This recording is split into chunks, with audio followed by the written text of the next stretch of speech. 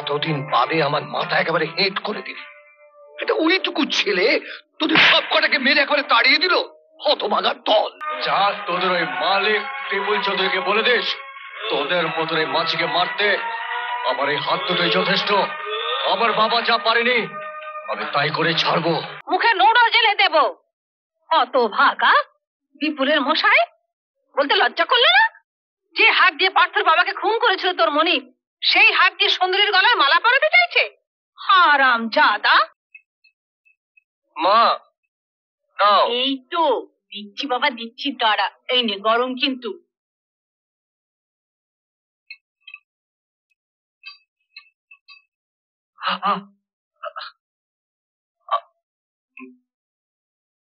ওটা থেকে তোর বাবার দেওয়া খুচরো পয়সাগুলো? বাবার দেওয়া পয়সাগুলো জমিয়ে রেখেছিস, আর বাবার বুদ্ধি আর সাহসটা পেলি না পারত?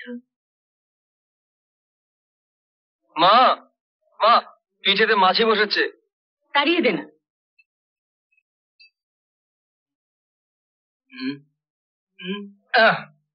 মা মা একটা মাছি মেরেছি। একটা মাছি মেরেছিস? দুই পুরুষ।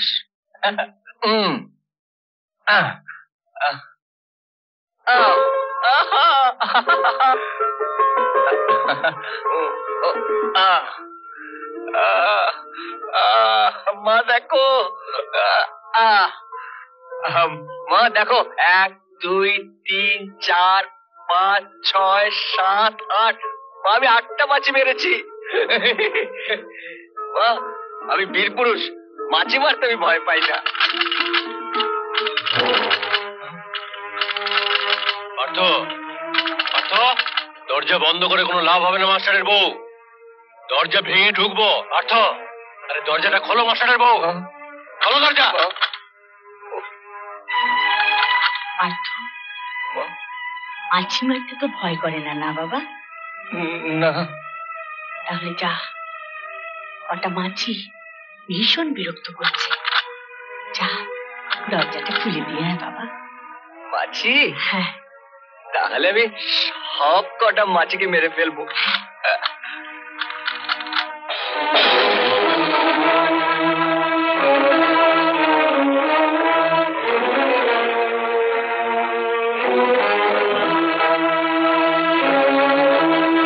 পার্থ, এই পার্থ, খুলতে তো দেরি হচ্ছে কেন?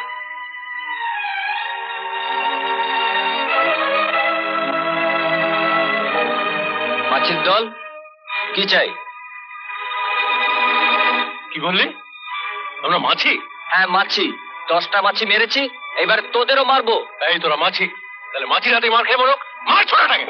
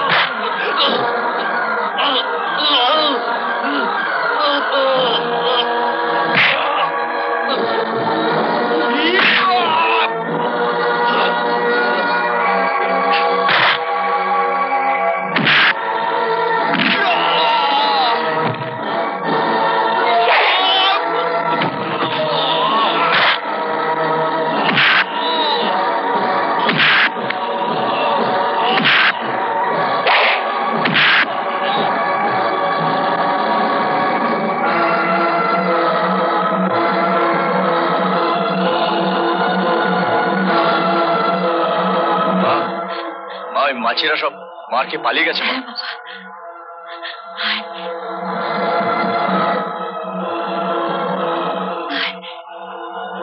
শুনছ? তুমি শুনতে পাচ্ছ? তোমার পার্থর ঘুম ভেঙেছে গো। নিজের শক্তি কতখানি ও বুঝতে পেরেছে। তুমি ওকে আশীর্বাদ করো, ও যেন স্বাভাবিক হয়ে যায়। তোমার খুনের প্রতিশোধ ও যেন নিতে পারে।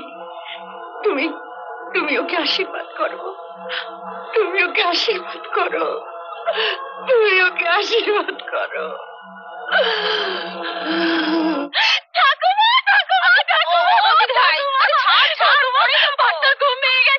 আমি ওদের বাড়ি থেকে ঘুরে আসি। আরে ও সুন্দরী, তুই চললি কোথায়? কাকিমার বাড়ি। জানো বাবা, আজ জমিদারের লেঠেলরা খুব জব্দ হয়েছে। হ্যাঁ, জমিদারের লেঠেলরা জব্দ হয়েছে? হ্যাঁ, পার্থর হাতে বেদম মার্কে সবাই পালিয়ে গেছে। বলিস কি? আমি যাই। মা, আমি জানতাম ও মাস্টারমশাইয়ের ছেলে। একদিন না একদিন ও অন্যায়ের প্রতিবাদ করবেই, একদিন না একদিন ও রুখে দাঁড়াবেই। এবার ভয়টা গেছে তোমার? খবরটা পেয়েছিস?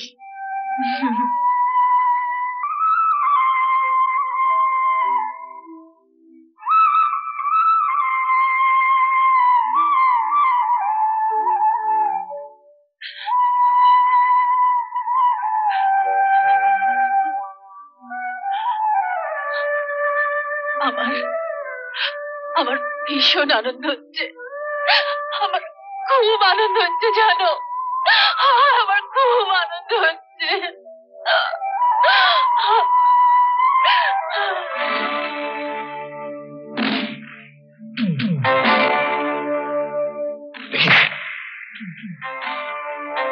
এতদিন বাদে আমার মাথা একেবারে হেট করে দিল।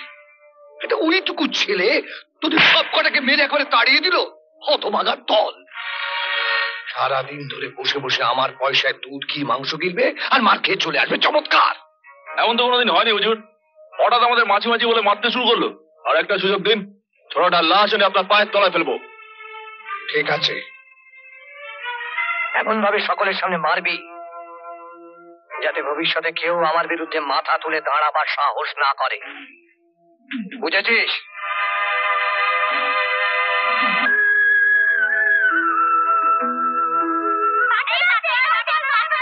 কিরে খবর রতন, অপু, তোরা পালাচ্ছিস কেন? আরে আমি তোদের পার্থদা, আমাকে ভয় পাচ্ছিস?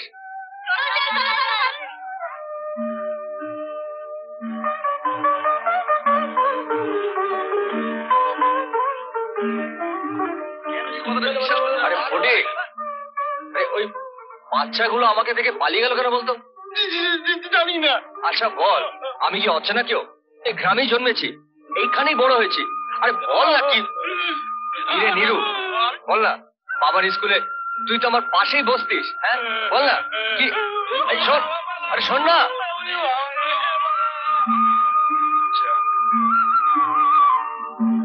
বুঝলে গোবিন্দদা, এতদিনে পার্থ জ্ঞান ফিরেছে। গোবিন্দ কাকা, পার্থ রাস্তা একা বেরিয়েছে। ভালোই তো, তোদের বন্ধু ছিল, এখন সুস্থ হয়েছে। সুস্থ হয়েছে, এবার আমাদের ধরেই মারবে। গায়ে কি অসুরের মতো শক্তি! এই ফটকে, এদিকে আসছে রে। এসো পার্থ। গোবিন্দ কাকা। হ্যাঁ বাবা। তাহলে আমি ভালো হয়ে গ্রামের ক্ষতি করেছি বলুন? কেন বাবা, এ কথা বলছো কেন? বলবো না, আমার সেই ছোট্ট বেলাকার বন্ধুরা আমাকে দেখে পালিয়ে গেল। ভয় বাবা, ভয়। কিভাবে সেদিন তুমি বিপুল চৌধুরীর লোকজনদের মারলে? মেরে কি কিছু অন্যায় করেছে? প্রতিবাদ তো আমি আমার একার জন্য করিনি।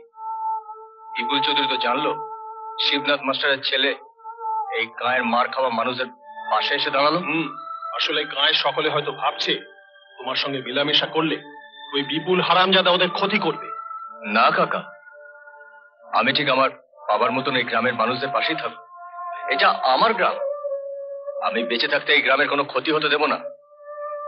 কাকা, আপনারা মুরব্বী মানুষ, আপনারা শুধু এই গ্রামের মানুষদের বোঝাবেন যে পার্থ এই গ্রামেরই ছেলে, আপনাদের ঘরেরই ছেলে। তাহলে ঘরের ছেলেকে সবাই চিনলো।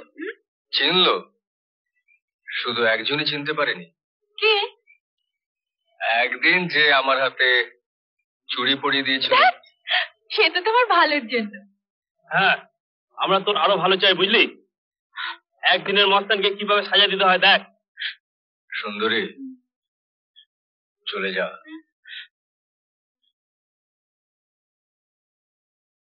হ্যাঁ হ্যাঁ, বিদিতের মানুষ খুন হবে, দেখতে নেই, যাও।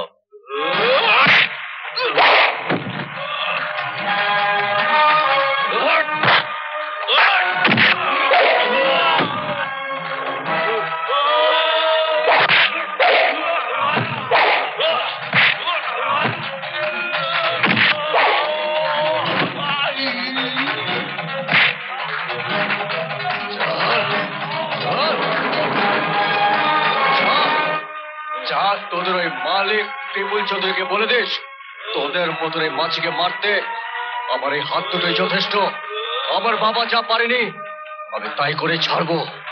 তোদের এই অত্যাচারের শেষ দেখে তবে আবার শান্তি। যা।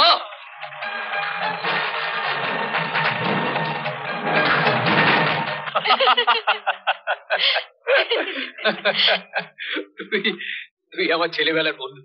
বল পার্থ, তুই আমাকে একটু সাহস দে। প্রমথ খুড়ো বাড়িতে গিয়ে বিয়ের কথাটা পাকা করে ফেলি। সাহস দিলাম। দিলি তো?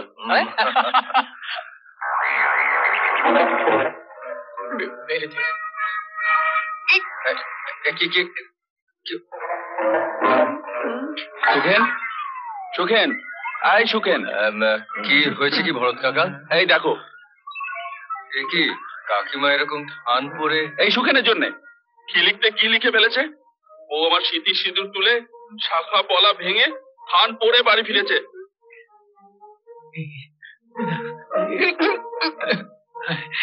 ভুল হয়ে গেছে ভরত কাকা। ওই আবার নতুন করে সব ছেড়ে ফেলুন না।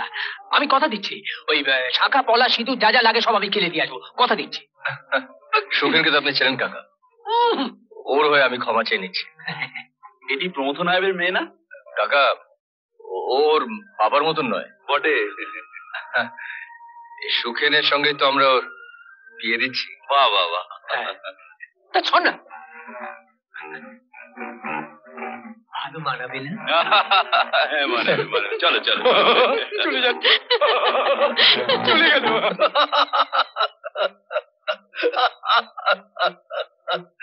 আপনি হাসছেন? আরে হাসবো না, শকুনি মামার বুদ্ধিও তাহলে আর মানলো। মেয়ের বাপ তো হননি হুজুর, তাই এসব বুঝবেন কি করে? আরে বাবা, মেয়ের বাপ হবার বয়স তো এখনো চলে যায়নি হে প্রমথ। হ্যাঁ, একটু দেহ সুখের ইচ্ছে ছিল, তো মিটিয়ে নিয়েছি। এখন ভাবছি সত্যি সত্যি সংসারী হব। এদিকে মাস্টারের বউ আর ছেলে তো সত্যি সত্যি আমাদের মুখে চুনকালি মাখিয়ে দিল। এখন যদি একটু ভালো মানুষ না সাজি, তাহলে যে ব্যবসায় ভাটা পড়বে। হ্যাঁ, কি করে ভালো মানুষ সাজবেন হুজুর? কেন? ওই গোবিন্দ ছেলের সঙ্গে তুমি তোমার মেয়ের বিয়ে দিয়ে তুমিও ভালো মানুষ হয়ে যাও। আর আপনি? আমি রোধ, এই চুড়িওয়ালি সুন্দরী আমার সমস্ত মন জুড়ে বসে রয়েছে। হ্যাঁ, তাই বলছি তুমি ওর ঠাকুমাকে গিয়ে প্রস্তাব দাও যে আমি ওকে বিয়ে করব। হ্যাঁ, যাও।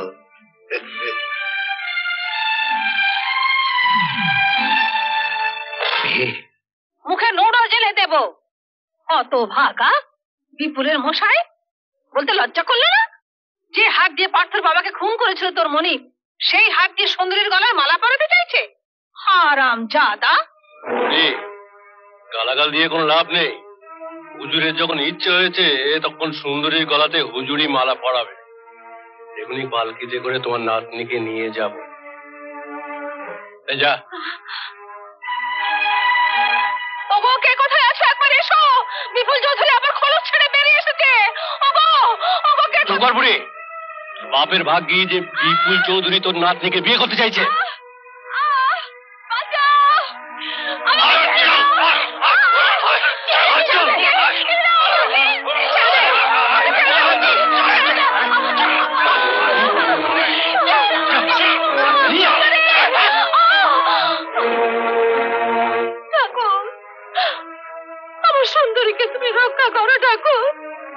আমার সুন্দরীকে তুমি রক্ষা করো।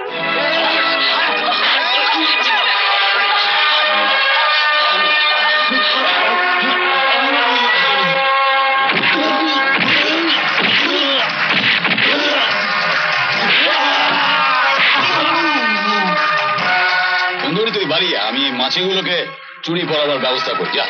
যা না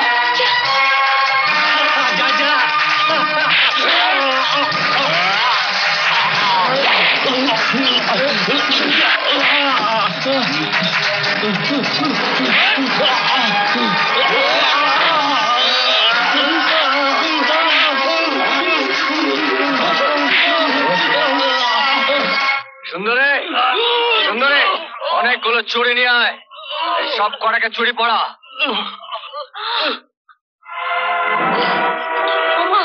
কপাল দিয়ে রক্ত ঝরছে যে ভাই। ঝরুক ঠাকুমা, ঝরুক রক্ত। যতদিন আমার শরীরে শেষ রক্তবিন্দু থাকবে ততদিন আমি এদেরকে সাজা দিয়েই যাব। এই নাও চুরি। একদিন আমায় পুরুষ করতে আমার হাতে চুরি পরিয়ে দিয়েছিলে, আজ আমি চাই যে তুমি এদের হাতেই চুড়িগুলো পরিয়ে দাও।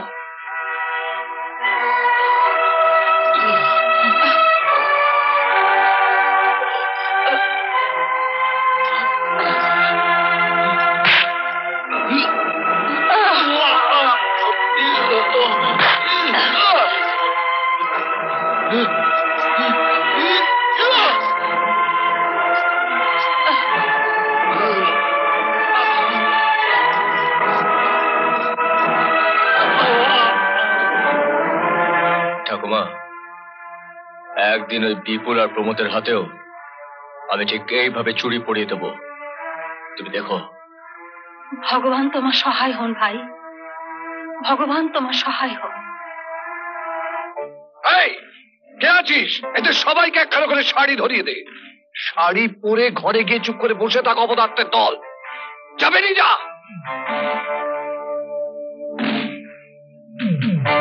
বয়স হলে মানুষের বুদ্ধি শুদ্ধি বাড়ে বলে শুনেছি, তোমার তো দেখছি ঘিলু সমস্ত শুকিয়ে গিয়েছে। পুরনো নায়েব বলে এদের সামনে তোমাকে আর ওই চুরি শাড়ি দিলাম না। একটা কথা আমার মাথায় কিছুতেই ঢুকছে না প্রমোদ। একটা হাওয়া হাওয়া ছেলে, দুদিন হলো জন্মেছে। এই কিছুদিন আগেও আমাদের দেখলে ভয়ে খাটের তলায় লুকিয়ে পড়ত। সেই ছেলে কিনা বারবার তোমার লেঠেলদের পেটাচ্ছে। কিসের জোরে? আগে ভালোবাসার জোরে। ভালোবাসার জোরে? আগে হ্যাঁ হুজুর, পিরিতি কোনো রীতি মানে না, পঙ্গুকেও পাহাড় টপকাতে সাহায্য করে। সেই রাধিকাটি কে? আগে দুঃখীর মেয়ে সুন্দরী।